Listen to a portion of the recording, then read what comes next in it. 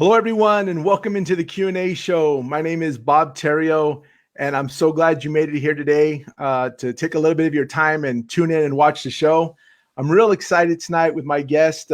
He's a good friend of mine, a colleague, and you're going to get to meet him in a little while. But before I introduce him and bring him on, I just want to remind everybody to, if you're watching this show live, do me a favor, hashtag live.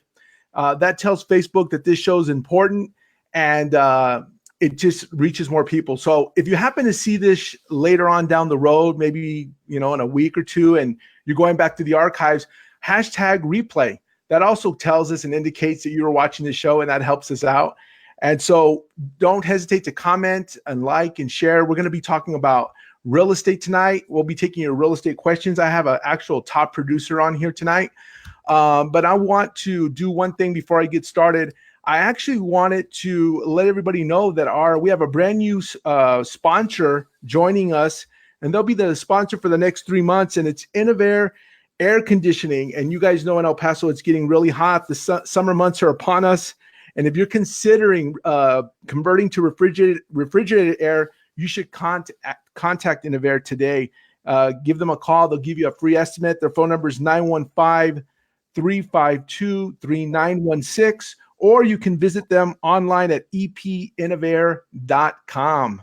So let me go ahead and bring on my guest, is Justin Cates, everyone. Justin Cates, top producer. Hey, Justin, get my book off the screen. Oh, I thought that's what this was all about. Oh, no, you guys need to get Bob's book. You're making me blush, man. You're making me blush. Yeah. Ladies and gentlemen, this is Justin Cates. How you doing, man? How's everything going? Good, man. I'm great. Living the dream. How's the real estate world? Oh, man, real estate world is incredible. The market here in El Paso is just booming right now. So we're all excited.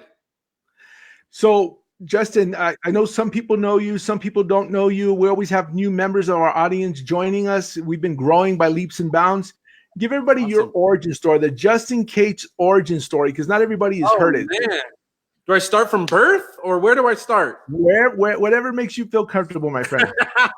I won't go back that far, but yeah, man, Bob, thanks for having me. It's a pleasure. We've been talking about this for a little while, and excited to be here. But yeah, guys, my name's Justin Cates. I'm a local realtor here in El Paso, born and raised here in El Paso. I actually grew up on the northeast side of town, northeast.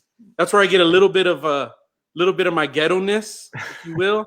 Sorry, that's probably not politically correct, but I graduated from Andrus High School, and have lived in El Paso my entire life. So I'm a true El Pasoan. I have got my real estate license about 3 years ago, and before that, I was and still am a professional graphic designer. And so in that experience and in a lot of different jobs and clients and things I've had, I've learned a lot about how to conceptualize ideas and really how to be creative and think outside the box. It was probably 2010, I would say. My at that time newly what is she? My newlywed wife? Yeah. Back then, your bride. My pride. She said, "Hey, I wanna get my real estate license," and I was like, being the supportive husband, do it. That sounds incredible. So she got a real estate license. I was at that time still doing freelance work and a lot of graphic design work, and through her business was really implementing for her a lot of kind of creative marketing, aspects and things like that to the business. And I was shocked to see how just a direct correlation with her business and with having some creative, good looking business cards and flyers. Mm-hmm. This was kind of before social media was really what it is today. So really what creative marketing then was, your A-frames and your business cards and your flyers and that type of thing. And honestly, ever since then, I kind of got the bug. She went on to do some other real estate ventures outside of being a licensed realtor, and through that, I also stayed very connected in the real estate kind of world industry through graphic design and marketing and things like that. So then fast forward a couple years, she ends up deciding to kind of resign and make her license inactive, and we decided to have a family. So right now we have 3 baby boys. I still call them baby boys. My oldest is 5. Right. Evan, if you're watching, it's almost time for bed, dude. Ethan, Get in bed, my Evan. middle boy, he's awesome, and he just turned 4 a couple weeks ago, and Sean is 2. So if they're all watching, hi guys. And then my beautiful wife Karen, she is pregnant with baby number 4. Wow. And no, we don't know what it is yet, and no, we're not necessarily praying for a girl. We're hoping that the baby's healthy and all of that, but and we do plan to know the gender. We just don't know yet. But anyway, so we started having a family, and now fast forward to roughly 2.5 years ago. I've always had the bug. I've always was really drawn to real estate and all the things that she was doing. Let me pause there for a second too, because I want to say my wife is an incredible creative person as well. She, and a little bit different than me in being, loud and obnoxious and outside the box. She is very meticulous and organized, and has things very, very neat. And what I mean by that is she's just organized in her delivery. So we have now really become a bit of a team, because she, with her real estate background and my kind of creative background, we really come together, and she understands what I'm talking about and things like that. But right. What I was gonna say specifically about her is her kind of degree and her background before real estate is in mass media. And where we actually met was at Channel 4. We both worked at Channel 4, and she was the news producer. So she really, really has mastered how to generate copy and build a lead. And in real estate, what is kind of the most impactful selling point of the home, she knows how to encapsulate that in text. And she still helps you with that, right? She still helps you with that. I mean, yeah, she's my right hand. I mean, she pretty much has 100% control over my copy and what is, out there in text. So I knew this was going to happen. I got off track, but okay. I think I have adult ADD. But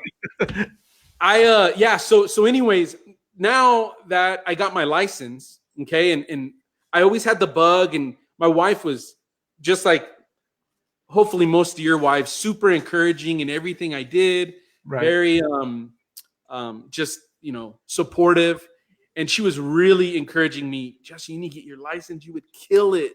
You would do so good, and I was kind of happy where I was, and kind of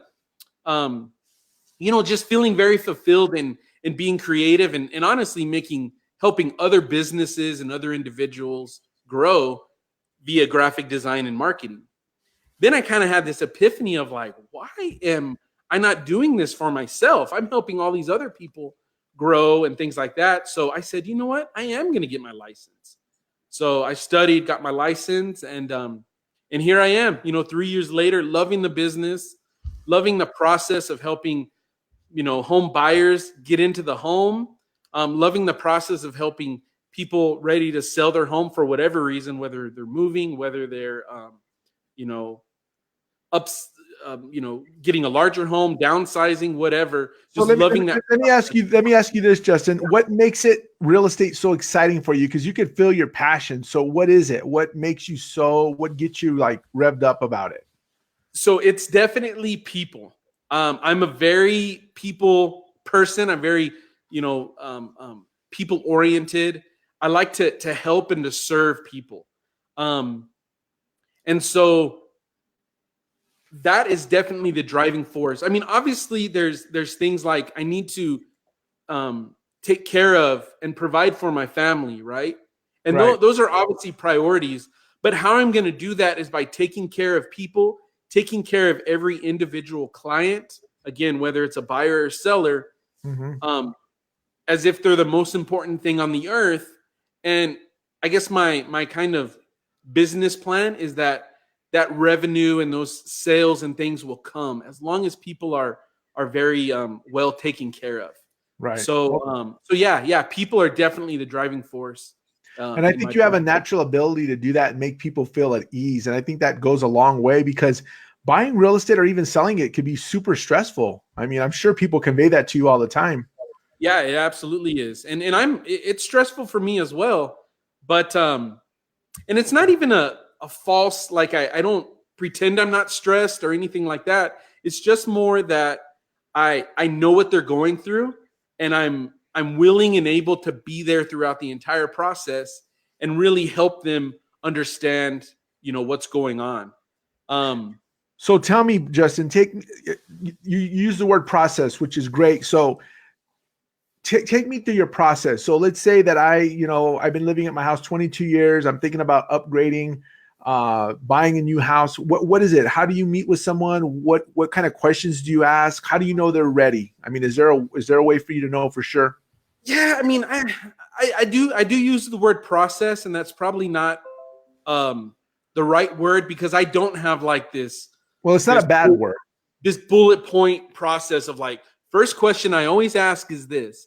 It's definitely very natural and very conversational on how I get there. But I definitely want to ask some questions and get to know them, right? Get to know why they're selling, why they're wanting to buy. It's and they're kind of two buckets. Buyers and sellers are in the same umbrella of real estate, but they're two totally different transactions altogether. Right. Um, many realtors have the opportunity to deal with one client in selling the property and helping them buy, and that's awesome. But you still in that instance, you still treat them differently. They're two different transactions. So let's talk kind of for a buyer, right? Someone, or using your analogy, you're looking to maybe upsize or upgrade your home. So I would after chatting with you some and just getting to know you even on a personal level, getting to know what you do and things like that, I'm going to ask some information about your property. I'm going to ask, hey, why do you want to sell?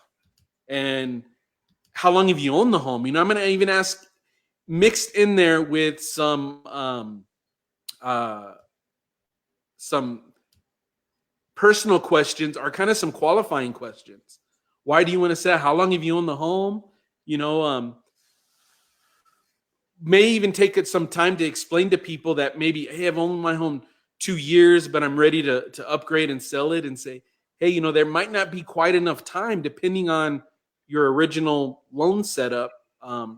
So it just, I could go on and on every Right. different scenario, but it's really just getting to know them on a personal level and wanting to meet their needs and serve them wherever they're at.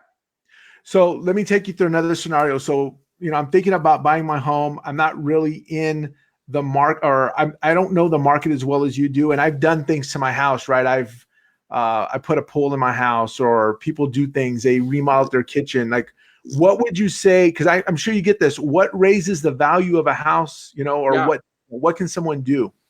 So I found there's a couple of things that really raise the value, and there's more things that don't. A pool depends on a lot of scenarios. First, it depends on how nice the pool is. If you had a pool built in 1989, it might be more cost effective to fill it than revamp it. But it depends on the area. I've heard kind of statistics that if an area is full of pools, then it does add a little bit of value. Like if you're in a neighborhood and every other house has a pool, then there's some value there. Like maybe on the west side up on the mountain, everyone has pools. There's some value there. But actually, if you're the only pool in the whole neighborhood, it could actually potentially decrease your value because there's some risks that can be involved and things like that. So a pool, I had this conversation today actually with a client who we were on contract in a home, and they're out dreaming in their backyard, and I was dreaming with them, and they're talking about a pool, and I said, hey, a pool is awesome. Cannonballs and barbecues and all the thing is great. But please know, if you're going to spend $25,000, $30,000, $50,000 on a pool and you want to sell your house in 5 years, you can't just tack on $50,000. It doesn't work that way. Now, there are a couple things that do add some serious value, and one of them is going to be your sponsor today for the show is converting your home from evaporative air to refrigerated air. It's almost to the point where it's mandatory now for a home to even be sold to have refrigerated air. If not, it's going to be sold with such a price decrease to roll in that cost of converting. But I've found that conversion rate is almost 1-to-1. Almost, maybe the conversion might cost you $5,000 to $8,000 to $10,000. You could probably easily ask for $6,000 more than your home's worth, right? Or your home's kind of market value. Now it comes back into market value, right? That's a misconception that unfortunately websites like Zillow and Trulia and all of these that give you this estimate for your home, people are all about it. But really what your market value of your home is honestly what a willing and able buyer is wanting to pay for your house. And the way us realtors kind of find that value is we go and kind of compile a report of the entire area and see what homes are selling for in your area with similar and comparable features as yours, the same number of bedrooms, if 1-story, 2-story, things like that. Now, if all the homes have refrigerated air and yours is the only one with evaporative air, then you're in trouble. If all the homes have evaporative air and yours is the only one with refrigerated air, then please call me. My phone number is 915-252-5989. I would love to list your house because that thing will sell like that. But refrigerated air is probably maybe one of the only things that is kind of like an upgrade worth doing that you're going to see some return on. That's awesome. That's good news, right? Yeah. Other things might be like, some updating in the kitchen, some granite countertops, stainless steel appliances, kind of things that new homes already are having nowadays. That might be something worthwhile. Now, to kind of answer your question, Bob, if you were asking me and you don't have granite, I wouldn't advise you to now go install granite. Because again, that's not going to be a dollar for dollar return. Hey, we have a question coming in, Justin. It says, Justin, I bought a home recently. I overlooked a lot of things and issues because I was a first-time home buyer and real excited. What would you recommend, for example, if I wanted to look for a new home 1 year after I close on a current home? So I guess they're talking about equity there, huh? Right. Yeah, that's a common question that we get. It depends, but really the answer is going to be about equity. You're right, Bob. Is there enough equity to sell your home? One thing that I want to make a point is the seller pays. Okay, for the most part, I'm talking in general terms. Okay, the seller pays. Right. Name, by the way, when you bought your house a year ago, you didn't really pay very much. Your closing costs were probably paid for by the builder. If you had a realtor, if you bought a used home, you probably had a realtor. But sometimes, it sounds like a used home because he said it has a lot of issues. Yeah, it could be. So if your realtor representing you to buy that home, they were paid from the seller. So more than likely, the seller paid their realtor, the seller paid your realtor, the seller paid their closing costs, and the seller probably paid your closing costs. Okay, so that's all hunky-dory when you're a buyer and you're getting to a house, and all you need to come up with is pretty much the down payment in some cases. Justin, if you happen to be a military or a veteran, you maybe didn't pay a nickel to get into your home, which is incredible for veterans out there. Is those zero down programs. The problem with not having much skin in the game is what we refer to it sometimes is you're not upside down, but you don't have enough equity in your home to cover all the costs it costs you to sell your home. Because now you're the seller like 1 year later. And so now you need to come up with your realtor's commission, their realtor's commission, the person that buys your home, plus your fixed closing costs. Plus, because of our market, you're probably going to be asked to contribute all or at least a portion of the buyer's closing costs. So now you have potentially those 4 expensive items that you're needing to come up with. And the only way you can is if you have enough separation in what your market value of your home is and what your what you owe on your home. If there's enough difference there that can essentially consume those 4 expensive items, then it would be great to sell your home. Now, and he may have got a good deal on it. There may be some room there. You don't know until you do a comp. A lot of times people, not a lot of times, but sometimes, not often enough, people will put a large down payment on a home or pay for it cash or something like that. If that's the case, then there's probably some room there to sell a home right away. But typically, I feel in our market for a normal FHA type of loan, where the minimum down payment, you're probably looking at about 3 years before you can possibly even break even or make a little bit of money on selling your home. And that's because that gives you enough time to pay down some of that principal. Plus, hopefully our market is increasing and the value of your home is increasing.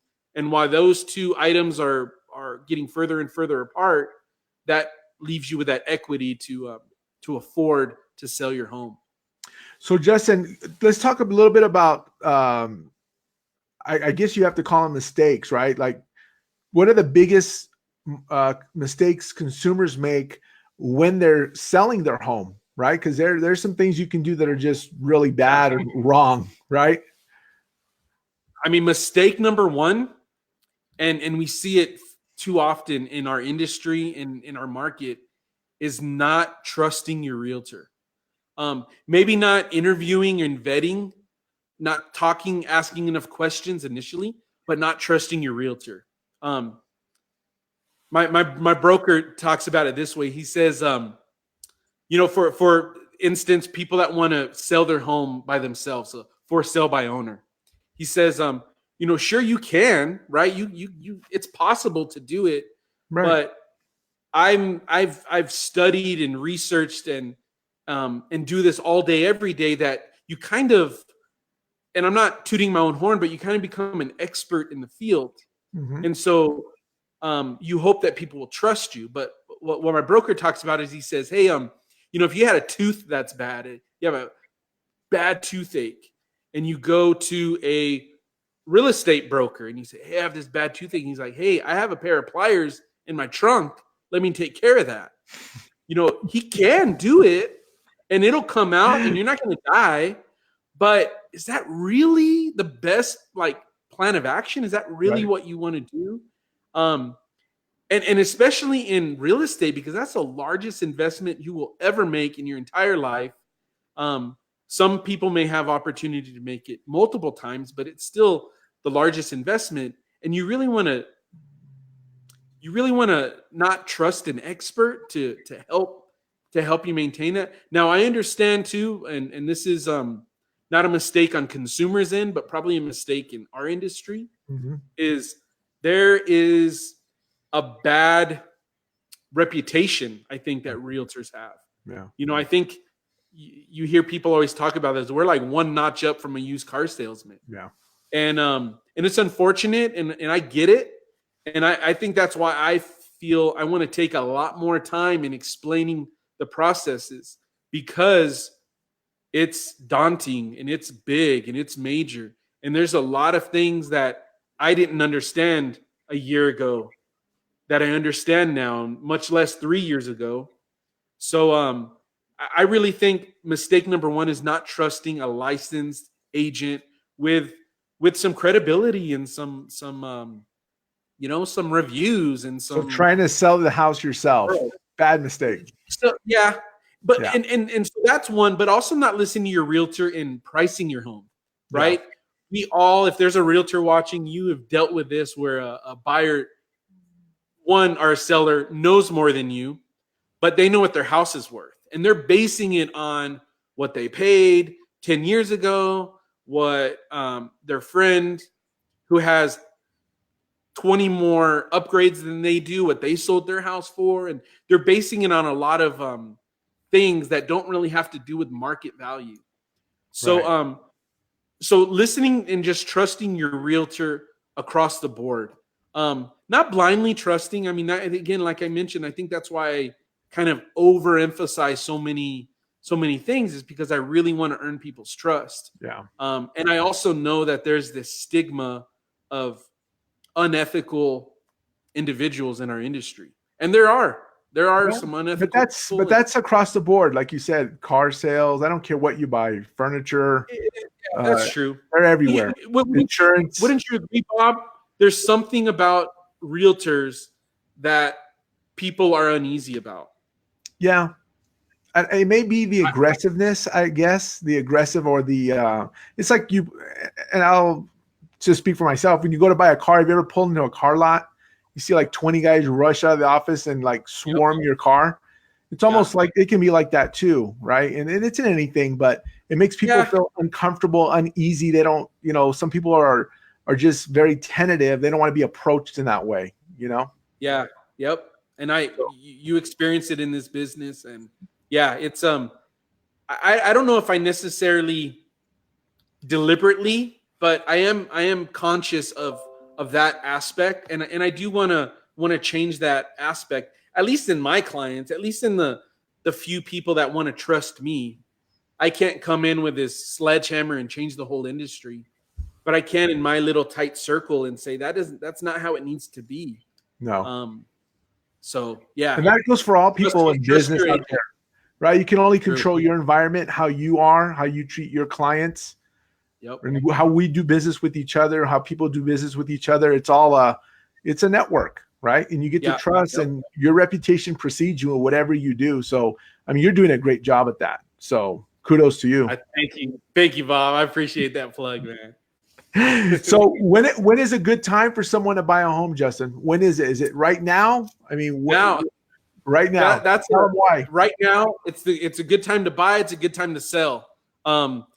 As I mentioned at the beginning, I mean, El Paso is a hot market. There was a kind of a study that came out not too long ago, actually beginning of the year, leading into this year, and El Paso is anticipated to be the third hottest market in the whole nation. And what that means is home sales are going up. I think we're expecting to see an 8% increase in home sales, and For prices 2000, are for only 2019? 2019. Wow. Yep. And prices are only supposed to increase maybe 3%. Mm-hmm. So with not this giant inflation of price increases, that helps induce a market. Plus, I mean, I've lived here my whole life. I know you've lived here a long time, if not your entire. Yeah, you went to Hanks and stuff. Yeah. So you lived here your whole life. El Mhm. Paso is incredible. We Yeah. have the best weather in the entire nation. We have an amazing community and food, and El Paso is just an incredible place to live. So It is. now's the time to buy. Now's the time to sell because of those people that are ready to buy now. So, our weather also helps with that. Other markets really feel that, the winter real estate slows down, and it's just not the case in El Paso. It may slow down because of holidays and people just aren't into making those types of purchases. But what people are assuming is this nationwide slowdown, and you have to admit, Bob, in any industry, El Paso is just different than the rest of the country. Yeah. It's different. I explain this a lot to clients: is we're kind of this isolated little community. We have nothing near us. I mean, granted, we have one of the largest border, cities in Juarez across the border, but I'm talking like if you think about Dallas and LA and these Houston and Austin and all these areas, they're surrounded by other cities. Excuse me, and there's so much going on, Right. where we're kind of protected. We're kind of surrounded by this nothingness that protects us from the negatives that happen in our market. I tell people a lot, we're late to the game in El Paso. Yeah, We're I late. was going to say there's a little bit of lag. Anything trends in marketing, homes. Yeah, Everybody's a little behind the eight ball here, just a little bit. in movies, yeah, we are. So Yeah. there's some of that is negative, and people are like, "Oh, El Paso's late." But keep this in mind: we're also late when the market fails and the market's plummeting and going up and down, and these peaks and valleys. We're slow to receive those. So we have a very stable real estate market. We have a very stable market because we kind of get things from the coast, right? If it happens in LA, San Francisco, I mean, my wife and I were talking today, there's this dump for sale for $1 million. And I mean, she's going like, can you believe this? And I'm like, that thing might be worth $1 million today and worth 200,000 in a month. Right. And that's just not going to happen in El Paso. Right. That polarizing. It doesn't fluctuate as much. The market doesn't fluctuate. It's just kind of steady. So now's the time. So if somebody wanted to do business with you, right? So what makes you different from all these other, what is it, like 2,600 licensed realtors in El Paso? Is that the number? I don't even know anymore. Yeah. What makes you different? Like what is it that sets you apart? I know what it is, but that's my perspective. I want to hear from you. Yeah. So I don't know really. I mean, for whatever reason, I think people like to be led properly. People like to be told the truth. People like to be someone that's transparent. And I think I'm all of those things. I call it authenticity. People like authenticity. I mean, I am who I am right in front of this camera and when I get home. Right. Granted, my wife loves me all the time, right? But sometimes I guess it could be annoying if you're this like hyper all the time or whatever, but I am who I am. Right. I think on top of that as well is I bring kind of a different perspective to real estate. I'm not a trained salesman. Right. I haven't been a salesman for the past 15, 20 years. I've been a graphic designer and a creative person and a marketer. So I think I bring that to the table as well. I also bring my faith has a lot to do with who I am. I'm a very firm believer in God and Jesus, and I really seek his wisdom and his help in guiding my steps. And my wife and I pray for every deal and every client. And if we get a notification that someone's viewing one of our homes, we'll stop what we do and we're going to say a prayer over that person. And if it's the right home for them, let your will be done. So I think that's something big as well, is that my business and my life are very intertwined with my faith. And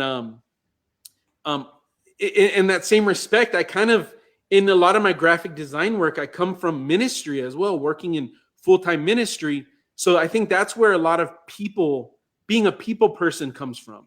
Right. Is just, knowing how to communicate and things with people and work with all kinds of different people from different backgrounds. For sure. Yeah, you have that ability, that innate ability, I call it. Yeah. Yeah. So that's awesome. I don't know. I mean, you say it's unique and things like that, but it's just being myself and authentic is all I know how to be. So, that's awesome. My dad, I lost my dad in 2009, and he never got to see some of this success and stuff like that. And, but I think about him often because I'm a lot like him. He's just very outgoing, and he was always everything he did, he wanted to do it outside the box and do it differently and things like that. But another way I think of my dad is was not a good salesman because he was almost too outgoing and a people person that he would almost talk himself into a sale and out of a right. Yeah. And I try to keep that in the back of my head and say, all right, now it's time to shut up. They already said they like it. They already said they want to buy the house. Quit trying to sell it to them. But right. That's funny though. You win some, you lose some, I guess. So if someone wants to get a hold of you, how do they do it? Oh man, you could just send carrier pigeons. No, give me a call. It's probably the easiest way. Shoot me a text. 915-252-5989 is my phone number. Funny story about my phone number. This just came to me is, do you remember when we had landlines, Bob? I remember. So this is being, but I tell you guys, I'm transparent, right? I'm trying to like process, like, should I talk about this? I could almost hear my wife saying, what does that have to do with anything? But I'm going to say it anyways. Go ahead. My parents were divorced when we were, teenagers. And my dad wanted to get us our own line. Me and my brother, I have one brother. So that whenever he called to talk to us, my mom wouldn't answer, right? So my phone number was 821-5989, my landline. And so, when you got your cell phone, and I think it was 1998 when I got my first cell phone, and you got to pick your own number back then. And I said, yeah, I want my phone number I want the last 4 digits to be 5989. So I've literally had my same phone number with the same service for, what is it?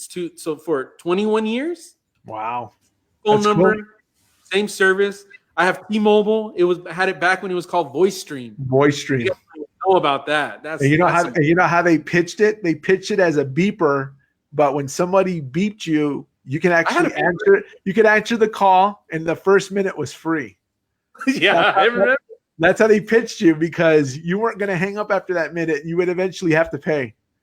That was how I had my first line of credit, man. My buddy David had to co-sign for me because I was a teenager and was like, I don't have any credit to get a cell phone, and yeah, a lot has changed. Awesome. But anyways, 252-5989 is how you get a hold of me. Facebook is a powerful tool. Many of you are watching this on Facebook, so Justin Cates Realtor is my Facebook page. I would love for you guys to go and like my page and follow me on there. I try to keep up to date with content and things like that. I definitely am not the guy posting like, hey, what do you think about this bathroom? And I don't know. That's cool if that's your thing, but I'm going to be posting actually stuff that I have control of the content and things like that. But people have very little short attention spans, and posting stuff like that just doesn't work, right? Yeah. You bring value to the market, and the market speaks. Yeah. Yep. Well, Justin, it's been a pleasure. Thank you so much for joining me here. My audience got to see a little bit about you. So you guys, remember, if you guys like this, please share it out. Hashtag live, hashtag replay if you see it later on. I also want to thank our sponsor, Innovair, for bringing this broadcast to you. Like I said, if you're looking to convert your refrigerator this season, this summer, it's the time to do it. I just did it. Best thing I've done. Get a hold of them. Call them at 915-352-3916. That's 915-352-3916. Or you can visit them at epinnovair.com. And they're awesome people there. Do it, guys. Do it. Justin, thanks a lot, man. I appreciate it. And you guys, till next time, join us on the Q&A show, and we can't wait. I have a lot of guests, a lot of changes coming up with the show. We've got a whole website being built just for the show, and we're going to be bringing a lot of exciting things to El Paso. So stay tuned, you guys. I'm just going to leave you with that. Stay tuned. Again, Justin, thank you. And thanks to everybody who watched. We really appreciate you guys spending your time with us. Have a good night.